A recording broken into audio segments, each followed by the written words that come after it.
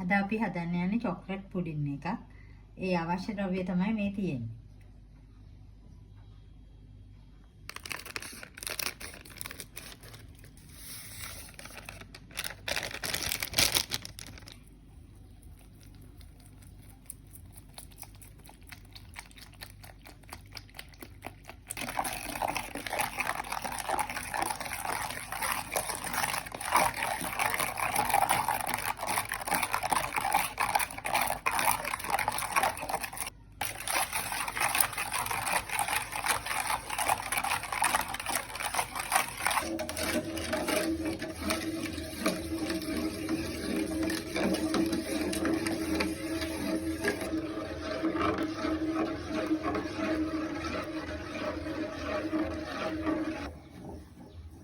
දැන් මේ කිරි ටික උතුරනකම් හොඳට හඳි ගා ගන්න ඕන.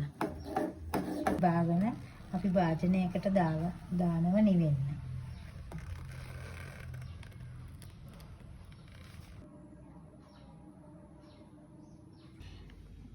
අපි හදාගත් මිශ්‍රණය නිවෙන්න තියලා ඊට පස්සේ ෆ්‍රිජ් එකට දැම්මා. විනාඩි 15ක් විතර ෆ්‍රිජ් එකේ තියලා ගත්ත පුඩින් එක තමයි මේ තියෙන්නේ. දැන් මේ ටොපින් එක මේක උඩට වක් කළා ඊට පස්සේ අපිට ආහාරයට ගන්න පුළුවන්.